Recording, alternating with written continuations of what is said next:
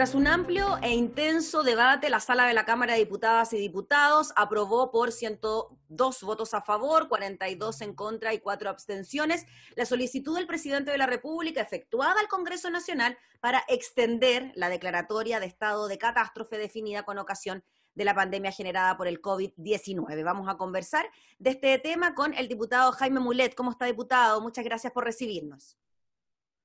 Muchas gracias a usted, Gabriela. Muy buenos días. Buenos días, diputado.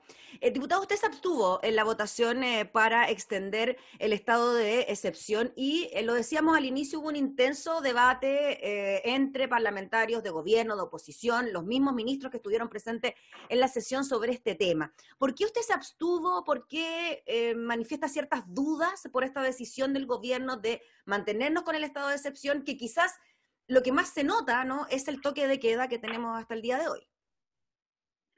Mira, la verdad es que me abstuve porque no logré tener una convicción para aprobarlo. Y me compliqué aprobarlo. Y preferí abstenerme.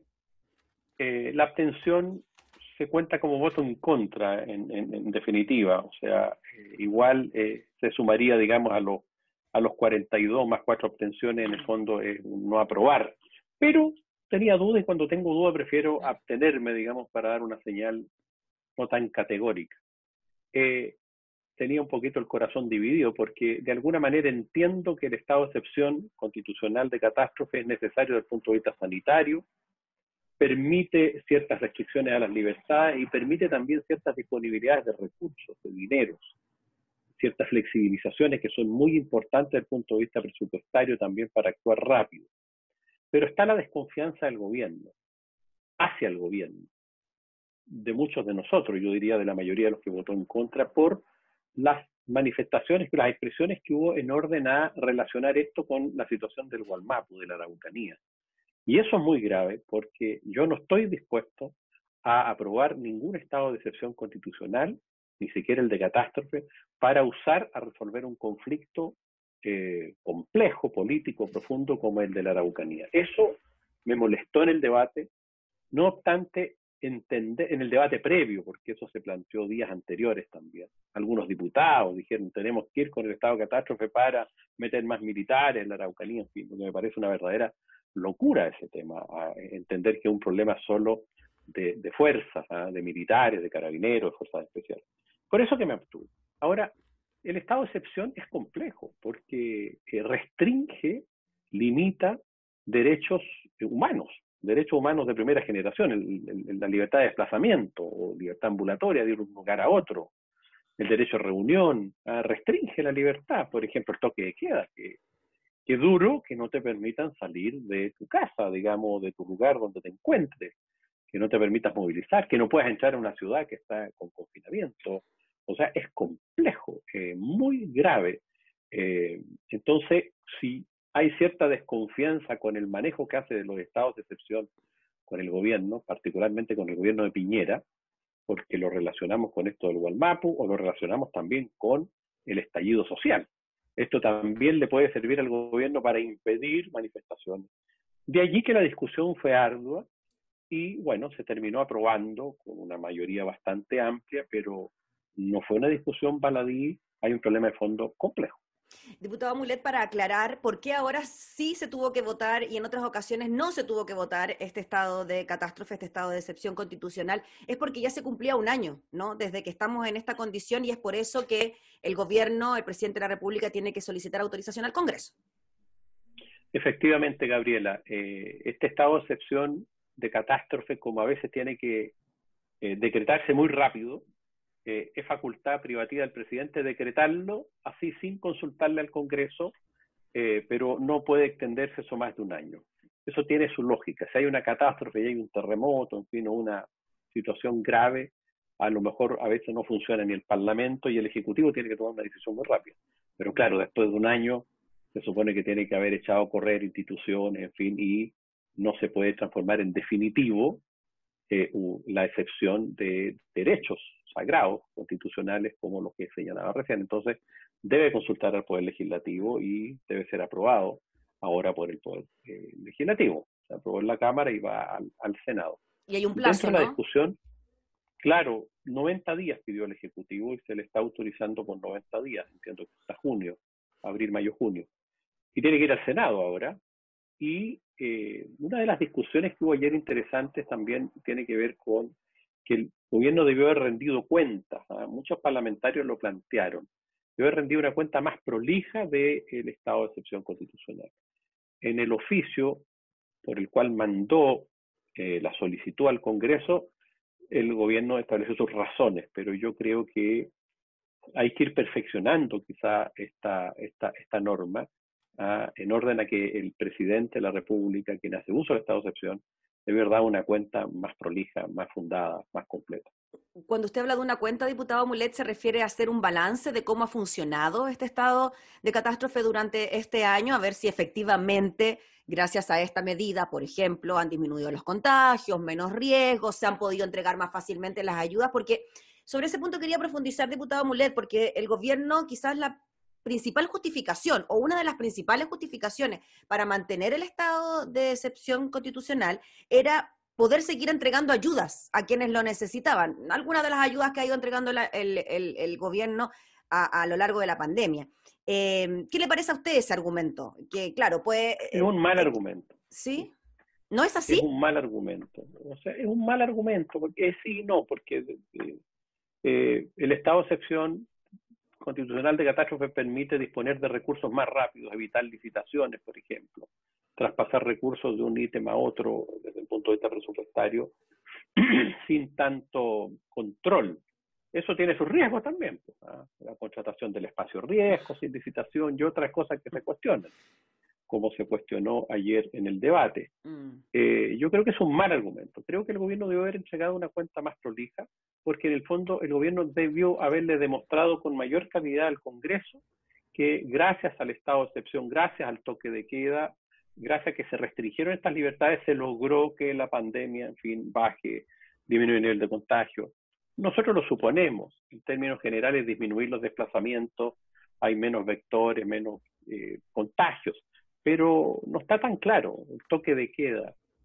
¿Sirve o no sirve? Yo tengo mis dudas porque la gente que trabaja tiene que salir igual, están los permisos excepcionales, la excepcionalidad se transforma casi en una regla, no hay controles, lugares que se requiere más control y que las autoridades locales piden más controles, no hay más controles, en el sentido de que se cumpla efectivamente el toque de queda, por ejemplo. En otros lugares está el toque de queda, pero como que no se necesita. Creo que faltó ahí un mayor profundidad. Sí debo destacar, porque me pareció una cosa bien de la sesión de ayer, que fue esta especie de diálogo que hubo con los ministros. Y yo debo decirlo porque eso no es común. Hubo muchos planteamientos que en sus intervenciones hicieron los diputados. Yo intervine, pero no hice un planteamiento o pregunta o cuestionamiento, y me fijé, una cosa bien inédita, que el ministro de Salud, el ministro París, contestaba, iba tomando nota y contestó, pedía la palabra y contestó todos los cuestionamientos, interrogaciones o preguntas que se le hicieron. Y también lo hizo el ministro Osa. Y creo que eso revela una muy buena práctica, porque creo que eso ayuda al diálogo. Y reconoció incluso errores, París, me pareció bien. Eso obviamente aminora las desconfianzas que hay normalmente con el Ejecutivo, particularmente con el gobierno de Piñera. Diputado Mulet tocó un punto que justo quería tocar, que tiene que ver con la confianza o la desconfianza que puede existir hacia este gobierno en particular, porque llama la atención que en medio de un estado de excepción constitucional, producto de una pandemia, y que los números estén muy altos por lo demás, estamos atravesando un periodo bien complicado a pesar de que estamos en un buen momento de la vacunación, existe esta desconfianza de que el gobierno pueda utilizar este estado de excepción constitucional para otros fines, ¿no? Venimos de un estallido social, ha habido movilizaciones sociales importantes, situaciones de violencia, ni hablar de lo que ocurre en la macrozona sur del país, específicamente en la Araucanía. Entonces, el nivel de desconfianza puede ser tal de que uno podría llegar a pensar de que este estado de excepción no tiene que ver tanto con los sanitarios, sino que tiene que ver con un control del orden público, y que durante años, efectivamente, se ha mantenido, salvo la Araucanía, un control del orden público más o menos estable.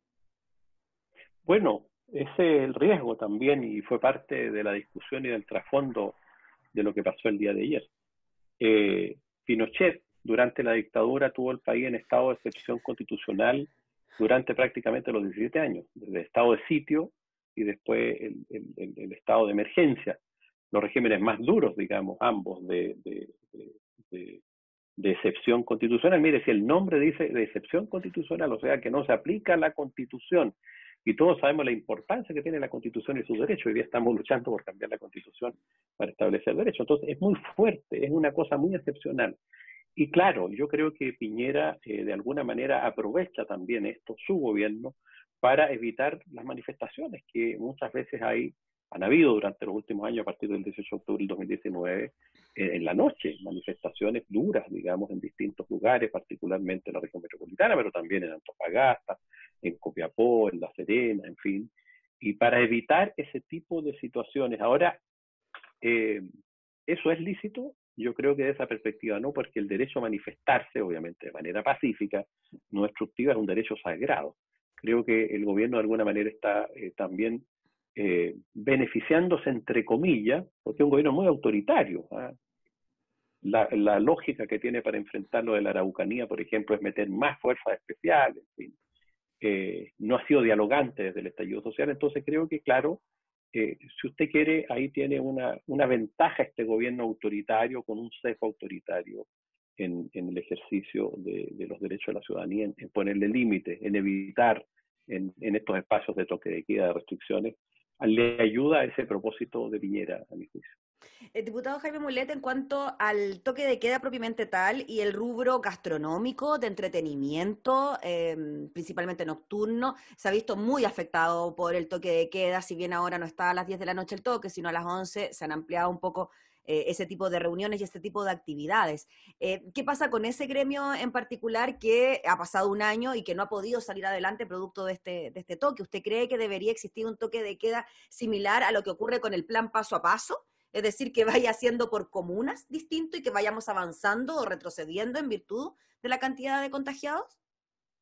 Bueno, puede ser, el presidente puede decretar el toque de queda circunscrito a áreas geográficas determinadas, eso me parece que es perfectamente posible hacerlo.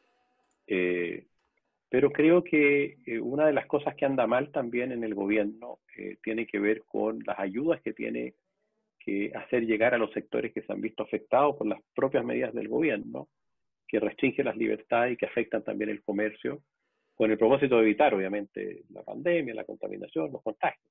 Perdón.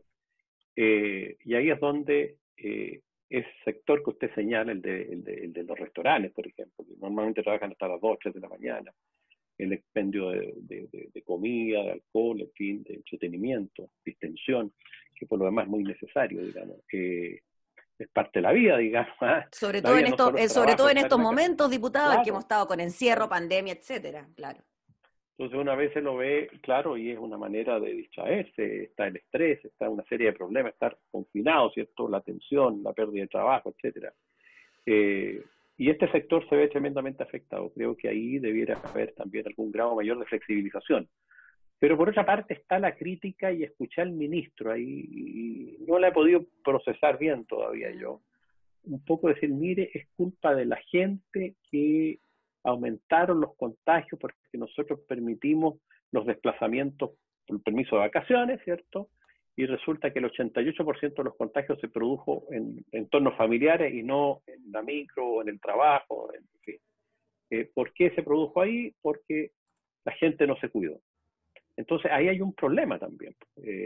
Hay responsabilidad de las personas, pero tiene que haber una comunicación del riesgo clara. Y yo creo que el gobierno se ha equivocado o tiene una debilidad en la comunicación del riesgo. Y lo han dicho muchos expertos.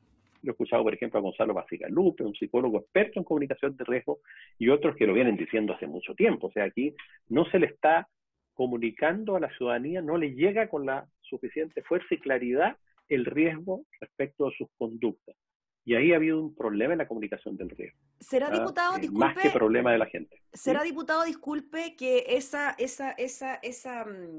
debilidad en comunicar el riesgo tiene que ver con otro tipo de comunicación que tiene que ver con somos los primeros en traer las vacunas, somos los primeros en controlar la pandemia, estamos en el nivel número 1 de personas vacunadas por número de habitantes, etcétera? Quizás esa ese triunfalismo, que claro, hay que reconocer, el proceso de vacunación ha sido bueno y ha sido exitoso y estamos en los primeros lugares a nivel mundial, pero quizás esa comunicación, ese exceso de exitismo es que nos hace relajarnos a nosotros y decir, bueno, quizás la cosa no está complicada, quizás esto ya tiene la vacuna, se O produce un sea, aquí hay relajo. una sensación, claro, y se produce una sensación de normalidad. Y mueren todos los días, no sé, 80, 90 o más personas por Y la más de pandemia. Es una 3.500 cantidad de contagios, muertos 3.500 contagios, disculpe, diarios. diputado, diario, fácilmente. O sea, sobre los 4.000, Mm. van 22.000 personas fallecidas y están muriendo 80, no sé, todos los días un grupo importante de chilenos y chilenas que están pasándola muy mal. Los hospitales están atochados, eh, las salas de cuidados intensivos. Entonces, es muy complejo. Y por otra parte, uno dice, mire, si uno lee la prensa hoy día, en fin, toda la semana el gobierno diciendo, esto como que somos muy buenos, nosotros estamos haciendo las cosas muy bien, se está vacunando. Bueno, ese es un problema, como cuando se hizo el año pasado cierto propósito de decir, mire, vamos tan bien que pueden salir a tomarse un cafecito, no se preocupen, cuando se distienden las medidas. Esto es muy grave lo que está pasando, es extremadamente grave aún. Y esa comunicación del riesgo, ¿por qué? Porque detrás de eso está, a mi juicio, la economía. El gobierno, de alguna manera, y es lo que hay que regular, porque en el fondo, si no había permiso de vacaciones, el turismo en Valparaíso, Viña del Mar, en fin, Temuco, Pucón, las zonas turísticas se afectan severamente económicamente, severamente en materia económica, y bueno, y si el Estado no llega con ayuda, entonces es una contradicción, es un balance que hay que tener, y ahí yo creo que no obstante eso, el gobierno igual no comunica bien, debería ser mucho más estricto y dramático en señalar lo grave de la situación y que eso permea a la gente y entienda que hoy día, si no tiene que salir, mejor que no salga, si no tiene que ser un trámite, en fin, obligatorio, claro, o si puede postergarlo, lo postergue y usar la mascarilla, etcétera, incluso dentro de la casa. Y el 88% de los contagios en ambientes familiares es impresionante. Las reuniones familiares nos están haciendo mal, Las parece, diputado. fiestas, claro, sí, o sea, no cuidarse las reuniones familiares, Mm. no cuidarse, porque ahí, claro, uno cuando se reúne en familia está en las risotadas, ¿cierto? Uno se ríe, cantan, en fin, qué sé yo, me imagino un almuerzo familiar del día domingo, en que lleguen los hijos, los nietos, los primos, en fin, y se juntan, claro, se exceden los números y uno al lado del otro se habla fuerte, se grita y ahí, chum, entonces hay que saber tomar las medidas. Es duro, pero la muerte de 22.000 chilenos nos tiene que decir algo, los que mueren día a día. Todos tenemos de una u otra manera algún familiar, Mm. algún vecino, algún amigo, o que falleció, o que la pasó muy mal, o que está muy mal. Y creo que ahí también uno tiene que entender que no todo es responsabilidad del gobierno, sino que también de cada uno de nosotros. Diputado Mulet, Nosotras. finalmente, el estado de excepción se extiende hasta el 30 de junio. ¿Cómo proyecta usted estos meses de pandemia, con una vacunación de por medio, con vuelta a clases de por medio y con dificultades económicas bien importantes? La gente sigue sin empleo y al parecer algunas ayudas se van a renovar, no todas. ¿Cómo lo proyecta usted estos meses, que además viene el invierno bien, bien crudo? Como el gobierno de Piñera, digamos, yo creo que no va a variar mucho respecto a lo que pasó el año pasado. Eh, Me llama la atención lo de la escuela. Acabo de ir a dejar a mi hija, tengo una hija de 11 años en la escuela temprano en la mañana. Estaba volviendo después de un año, impresionante, porque mi hija tiene 11 años, estar un año fuera y justo se cumplía un año. Y bueno, todo este desplazamiento, yo lo proyecto con ayuda económica muy débil por parte del gobierno. Creo que estamos insistiendo en el tercer retiro de Mm. AFP, que no es el mejor camino, pero el gobierno está leí hoy día que va a anunciar un bono Un bono. de 500.000 pesos, pero como todo lo que hace el gobierno lleno de letras chicas y para algunos, para otros no, en fin, con todas las complejidades, creo que ahí hay una mirada muy, muy, muy reducida por parte del gobierno. Sí, por lo que he escuchado, por lo que he leído, por lo que me he instruido, en fin, creo que vamos a empezar a ver ya la luz al final del túnel, al menos eh, mejoras importantes por efecto de la vacuna, digamos, a partir del mes de junio. Lo dijo ayer el ministro, lo han dicho otras autoridades, epidemiólogos, ya va a empezar a haber efecto rebaño a partir del mes de junio. se supone, si es que se logran las metas de vacunación de la población de riesgo. Y creo que esa es la esperanza que tengo. Se refleja también en la bolsa de comercio, los números han mejorado. Yo reviso mucho el comportamiento de los actores económicos que van de alguna manera prediciendo lo que pasa. De manera que creo que vamos de menos a más, pero vamos a tener un mes de marzo y yo diría de abril muy complicado, y vamos a tener problemas económicos, vastos sectores de la ciudadanía, porque en más del 10% de desempleo, mucha gente que no está en ese número, que no están buscando empleo, sobre todo mujeres que se han visto afectadas más gravemente en la pandemia, desgraciadamente. Hay un retroceso ahí desde el punto de vista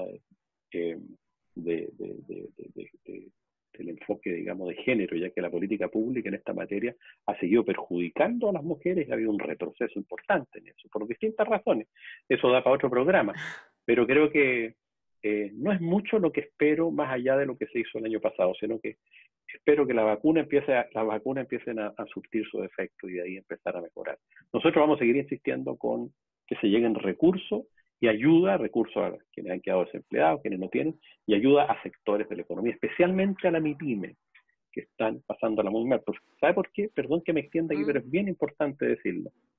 Todas estas actividades comerciales que se han ido perdiendo por falta de ayuda por parte del Estado, y uno ve locales que van cerrando, actividades económicas que van terminando, generalmente son pequeños comercios, pequeños empresarios, van a comenzar a ser suplidas después cuando se active la economía por las grandes cadenas, o sea, va a haber una mayor concentración, porque el chico queda quebrado, sin plata, no se puede parar, pero los grandes, los consorcios, en fin, las cadenas, van a empezar a avanzar, siempre tienen financiamiento y barato, y va a haber una concentración económica más grande de la que opera en Chile en los distintos mercados, o sea, menos actores, van a desaparecer mucho, y eso me preocupa. Lo he dicho una y otra vez en el Congreso, la ayuda debería haber sido rescatar a nuestros pequeños emprendedores, pequeño comercio, rescatarlos, ayudarlos. Esa no es plata perdida, aunque no paguen todo el dinero, porque son un modelo de sociedad, una estructura societal que se va a alterar si es que no se les ayuda como corresponde. Muy bien, pues, diputado Jaime Mulet, le agradecemos enormemente por el contacto, por el tiempo que ha tenido para conversar de este tema junto a nosotros y estaremos súper atentos a lo que pueda seguir ocurriendo. Falta tramitación todavía en el Senado de este tema, pero creemos que se pueda despachar y veremos pues qué pasa de aquí al 30 de junio. Que esté muy bien, diputado, que tenga buen día. Muchas gracias a usted, que esté muy bien. Gracias. Era el diputado Jaime Mulet hablando sobre la aprobación en la Cámara de Diputadas y Diputados de la continuidad del estado de excepción constitucional.